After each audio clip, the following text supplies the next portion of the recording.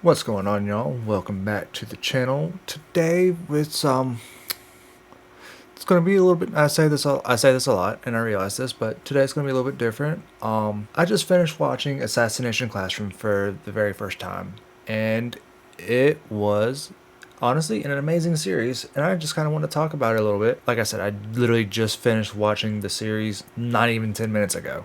So, spoilers inbound for Assassination Classroom. If you have not checked it out, please go do so. This right here is kind of like my basic recommendation. Please go and check out this series. It is a wonderful series, and I think that you will do best by going and experiencing it for the first time. So I started the show. I believe like last week. I I think I've said this multiple times before. I'm a manga boy through and through. I prefer reading it. That's my preferred way of experiencing a story, especially anime, manga related, anything like that. I prefer reading it just because I can read at my own pace. Sometimes pacing with anime and stuff like that, just I like to be able to read it, consume the story at my own pace. I can read 10, 15 chapters, maybe more, the time it takes for me to watch a few episodes of an anime. Like I said, that's not a definitive answer. This was by far easily like I am honestly glad that I experienced the story through the anime first as of right now. I do plan on, getting around sometime to go and watch, or not watch, but read the manga at some point because this series has making me rethink my top 5 anime of all time. I wanted to put it in my top 5. That's how good it was. Those of you who don't know, I think I may have mentioned this all once or twice before, but top 5 anime, it's Gurren Lagann. Then you got Full Metal Alchemist and Full Metal Alchemist Brotherhood in the same slot. I count both of those same for different reasons. That's My Hero Academia. Then we have Fire Force, and then we've got Code Geass. The only one that's in a particular order is Gurren Lagann. That is my number one favorite anime of all time. But this is making me reconsider it. It makes me almost want to put My Hero, like, I don't know, like, you see, it's a toss up between My Hero and Full Metal Alchemist that I want to kind of like make. I want to make one of those series basically come like number 6. Still top 10, still great, but it's not top 5 anymore. And I need to go. I need to rewatch Full Metal Alchemist both series sometime in the future. But like I was saying, yeah, I need to rewatch both series at some point in the future, just to, confirm that my thought process in that. If you're watching this, you probably already know what Assassination Classroom is all about. But off chance you just don't really care and you just want to hear me talk, like I said before, thank you. That means the world to me. Premise is that there's a super powerful alien who blew up the moon, and he's given pretty much the world a year's time to say, hey, I'm going to blow up the earth. But, I kind of want to teach these kids in this random ass classroom in this one city in Japan, and I want to be their teacher. And so that's pretty much preference is he's teaching them to assassinate him, and that's pretty much the goal of it. It's like the TLDR of it. And Kuro Sensei is, without a doubt, one of the best teachers from a shonen, like anime, manga, whatever, from shonen, in my opinion, from what I have read, or from what I've experienced. From what I've experienced, he is one of the best. I'm not going to say he is the best. Actually, you know what? I'm not going to say that he's the best of all, the greatest of all time. But I would much rather him. I would love for him to be my teacher in real life. Like if I could go, like if let's say I had to go to fucking night school or something, and I had an option between, like, let's say Jiraiya or what was his name, Wing, I think, from Hunter x Hunter. I don't remember the dude who taught Gon and Killua more about Nin.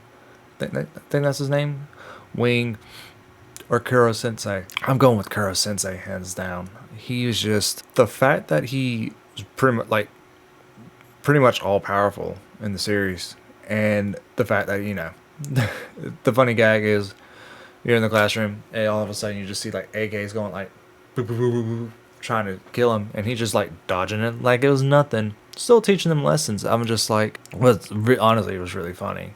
Then there was that one episode where I'm also horrible with names for a lot of stuff. So if I'm not gonna, if I forget somebody's name, I'm not gonna apologize. It's just I'm horrible with names with a lot of anime now. Science Girl. I think she was the one with the glasses. She was working with him to develop a poison to kill him, and he was just like, yeah, okay, I'll teach you how to make poisons. We'll come up with something that can kill me. And you're just like, what? Dude, like, what? Like, I mean, just stuff like that. I found that so hilarious. It's just the fact that he would do stuff like that. Easily my favorite. Like I said, Kuro Sensei is definitely my fucking favorite character in that entire show for obvious reasons. Mr. K is definitely top. It's probably number two. I'm going to be referring to them by nicknames, so I'm not sorry. This isn't like a scripted thing. I didn't take any notes of the series than some random tweets, which, by the way, go and follow me on Twitter. It's at Langyar1, capital L, capital Y with a 1. Just different aspects of it. Like, something that kind of irritated me about the series, which I guess you can say is a good, like, just goes to the mangaka's Yusei Matsui. I believe it's how that's pronounced. If not, I apologize. Something, I guess you can say this is a testament to him creating a interesting character. The principal of the school is one just fucked up dude. And then you find out what kind of set him down on this path. So basically the way how the school that the students are set up at is you have classes A through D, A obviously being the best, and then you have where the main class takes place is in Class E. The way how he has had the school set up by specifically creating a group that is looked down upon, like how it's the bottom of the barrel, it increases the strength of the desirables. I'm pretty sure he uses that at one point. He uses traits of the undesirable to motivate the desirable students to work harder, don't become delinquents, don't do any of this. And so for the longest time, he wanted to keep that status quo with an iron fist. Like, he refused to allow anything that would change the status quo during I believe it was the second midterms, where he has like a short 3-minute talk with some of his the class mates in Class A, not counting his son Asuna. I believe that Asuna. Yeah, I think it was Asuna or Asuna. Either way, his son. He told him, "You just go home and study." And he was like, "We're gonna have a we're just gonna have a quick discussion, only 3 minutes on." And whenever we cut back to them after a little, they do the quick cut, they're just like seething with blood rage, and it's just like, yeah, you're gonna use it to kill Class A and destroy them in the midterms. And you're just like, what? God, this dude is just such an asshole. And then you find out about his past and how whenever he first created the school, he had 3 students. Those 3 students were the basis on how he founded his teaching style. After his original class graduated, the school started to pop off. Parents were sending their kids to this private school so that was they could get in a very good middle school, so that was they could go to a good high school and college. I'm not 100% certain on how the schooling system in Japan works, but basically this was like going to the way how I interpreted it is like going to like a really rich private school and then just going into a good college here, I guess. I don't know. Like I said, I think that's how it was. Before we get any further, what I'm about to talk about in a minute is basically I'm just giving you a trigger warning. So like I said, trigger warning. I'm not gonna go into. They don't go into too much detail, but okay. So yeah, I'm gonna have a big thing in a letter. Trigger warning for suicide for up to here, and then I'll also.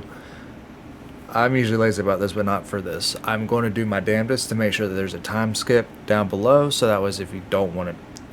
I, you know, I don't want to bring up any bad memories for that, for you if you're watching this. But once again, trigger warning for suicide. We find out one of his original 3 students, after he left, was getting bullied mercilessly by some of his other, I believe that they said teammates on the basketball team.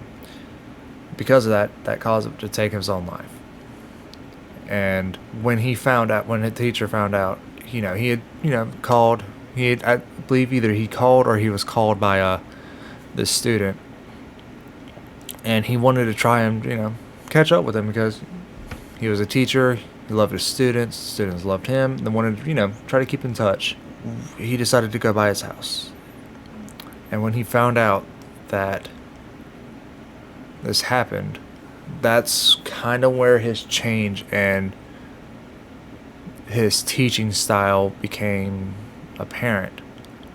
He decided to focus on the strength aspect of becoming a student, of becoming a citizen, basically.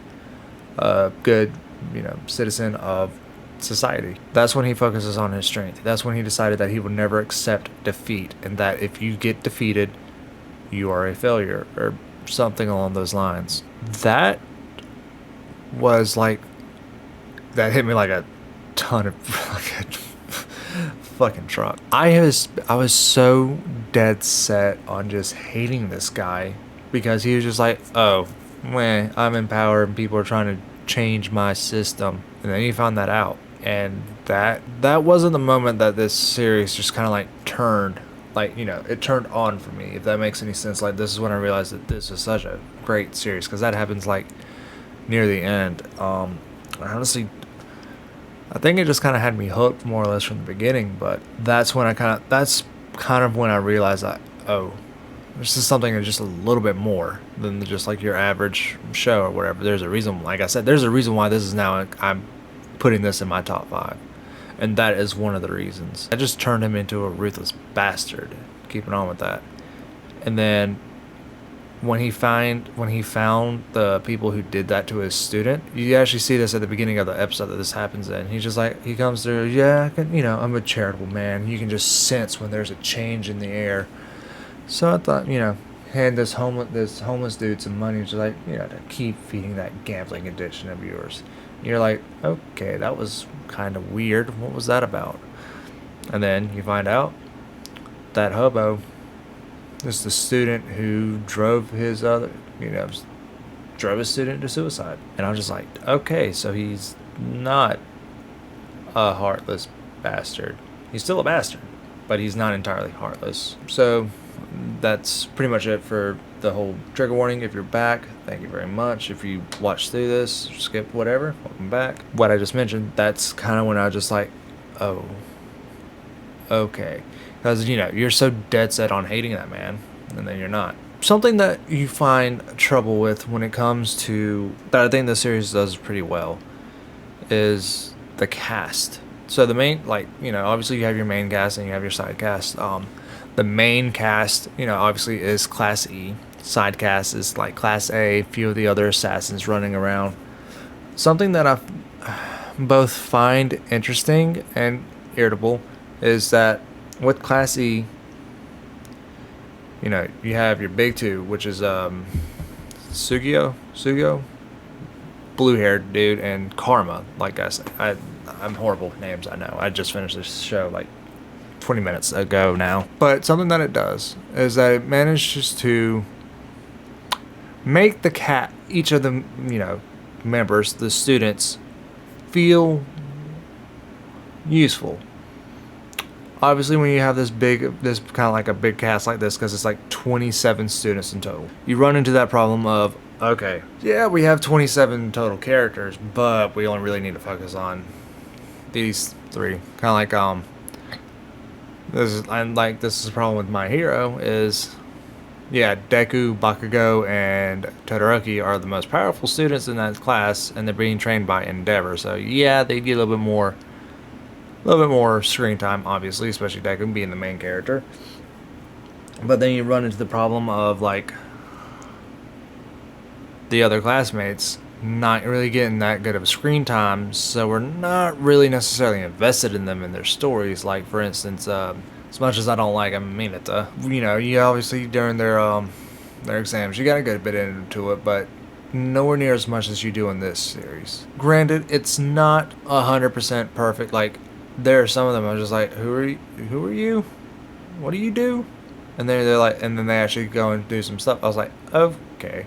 Like at this one point, there was this one character I don't even remember. Like I said, I'm already horrible with names, but I don't even remember what her name was. And she was like she was a little bit thicker girl, right? I honestly didn't even know who the fuck she was the first time she came up. I was like, who the hell are you?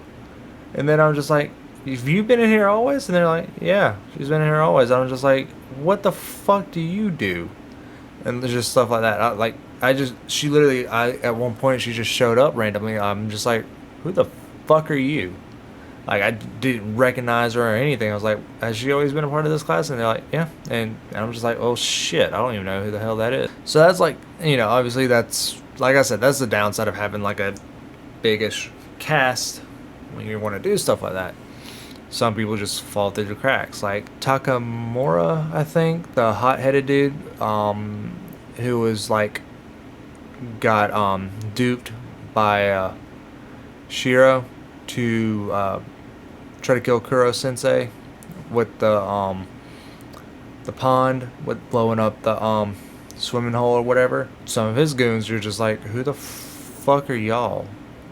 The hell, who are you? Like, they do, like I said, it's not perfect, but he does, the mangaka definitely does a fantastic job of at least giving some sort of screen time, personality, like good personality to the rest of the cast, enough to where near the end, or at the end, when Kuro Sensei is doing his last roll call, you're just like, you can feel the pain of each of the students. And even with like thick bitch, I don't remember her name at all, but you still, like, when she gets called for a role, you still feel the pain. This is their last day as a class. Sugio or Nagita, blue hair dude, him finding out that he's actually like a natural born assassin, and he's just able to like terrify grown ass adults just by staring at them. You're just like, oh shit.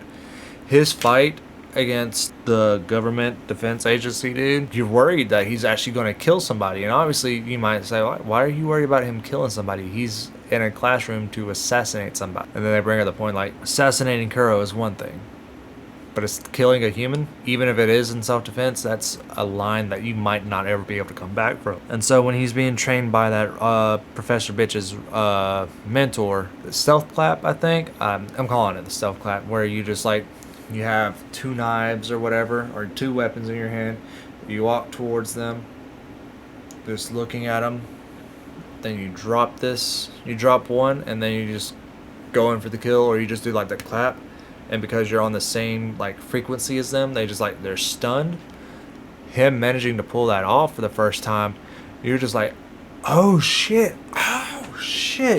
You're just like, this is his Super Saiyan moment. You know what I'm saying? Like, this is his time where he's just like, oh fuck, oh shit, you got fucked up. It's really fucking good when he tries to do it against the Reaper, and the Reaper just counters him, and he's just like, he like literally stunned, and he's just and he's just like, what just happened? The interclass tournament to try and figure out, do we try to save Kuro Sensei or do we just kill him? That fight between him and Karma, them trying to actually get to understand each other, was really fucking good. Karma's whole introduction of him trying to kill Kuro, he was just like, he actually managed to be the first person to actually do a ton of damage to Kuro. And then when Karma decides to just like just jumps off of a cliff, and Kuro Sensei comes in to rescue him and establishes a trust between a teacher and a student. You feel that. And then when you find out the truth about Kuro and how he's not an alien, but he was and turns out, in fact, to be the original Reaper, and that he was betrayed by his student who took up his name as the Reaper. Finding that out, and then his backstory with who was supposed to be the original teacher for Class E, who turns out to be one of the people's sister, green-haired girl's older sister, and the one that gave Kuro Sensei his birthday and loved him and taught him to actually be a person. Finding that out and finding out what Shiro did to him and was doing to her was just that was heartbreaking. I'm not even gonna lie. Finding out that she got killed, like you got hints. You had hints of her obviously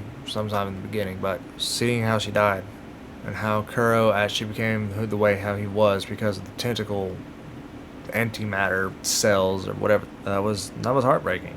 And that's right around the same time when you find that out. You and the students find it out at the same time, and that's when they realize the gravity of the situation that they were in.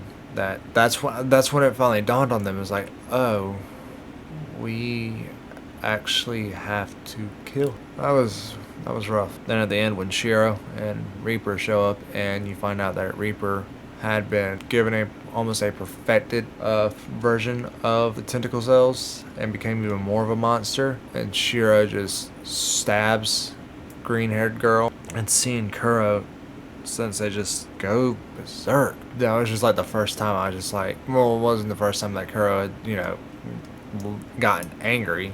There was the first or second episode where blue-haired guy got set up to be pretty much a martyr and fall on the bomb, and he turned, like Kuro says, they just turned black and just got angry. And then whenever they were doing the parkour or whatever, and they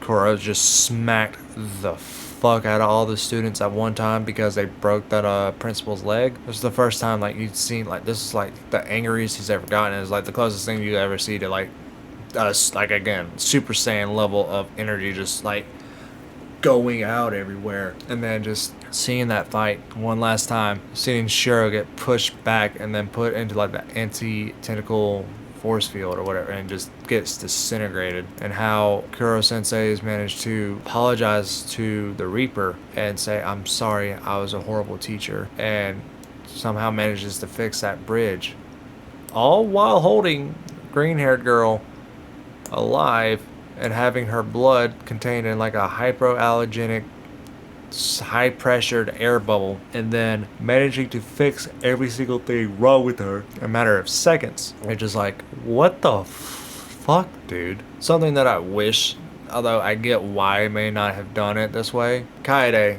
got stabbed. Kind of do wish that Nagisa had a chance too, but just have Nagisa just kind of hone in on his natural talent, doing his little clap thing and being the one to take out Shiro. That would have been really cool to see, but I kind of get why they didn't do it, just because it would have defeated the purpose of Nagisa not killing a person, you know what I mean, becoming an assassin. So obviously I would have liked to have seen that, have some of the students at least get a little bit into the final battle against Shiro and Reaper. But again, I get why it didn't happen. And then the ending, the prologue, was really good. I definitely wish that it would have been a little bit longer, maybe two more episodes. The first episode you focus on the first half of the students, so numbers, what was it, 28 students, so let's say 1 through 13, and then the next episode, or actually no, do the first episode for the recap, do 14 through 28, because for the most part that was, I'm not going to say the least important characters, but it wasn't Nagase or Karma or Kayako or baseball dude, and have the main students be the last episode, just go a little bit more in depth, just to say what are they doing 7 years later after everything. Definitely would have loved to see a reunion between Professor Bitch, Mr. K, and the students, but I get, they're busy, they can do whatever they did.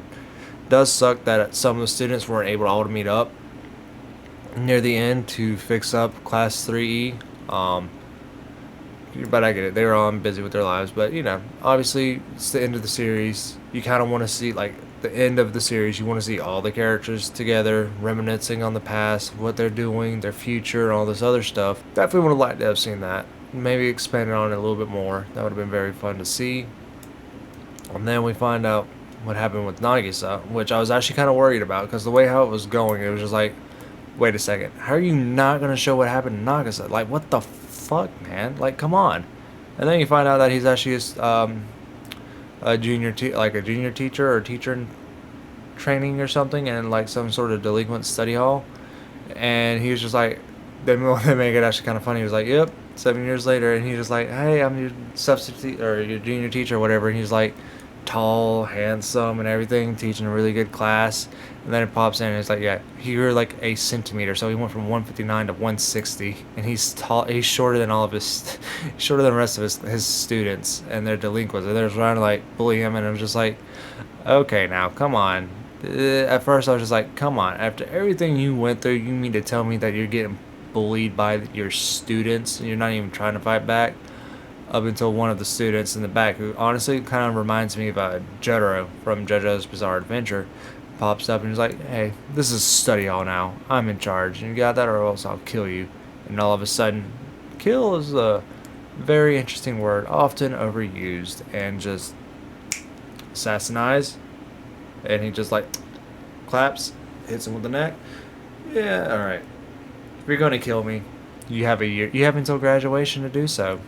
Come at me with whatever you got, and they get started, and that's how the end of it. Overall, this was such a fantastic series. If you have not seen it, even after possibly watching me for 40 fucking possible minutes of a video just ranting about this series, please go check it out. It is an amazing series. I think that if you have not experienced it yet, you should. And if you have, if it's been a minute since you watched it, go rewatch it. Other than that, obviously, if you made it this far, thank you very much. I want y'all to have a fantastic day, and I will see y'all later.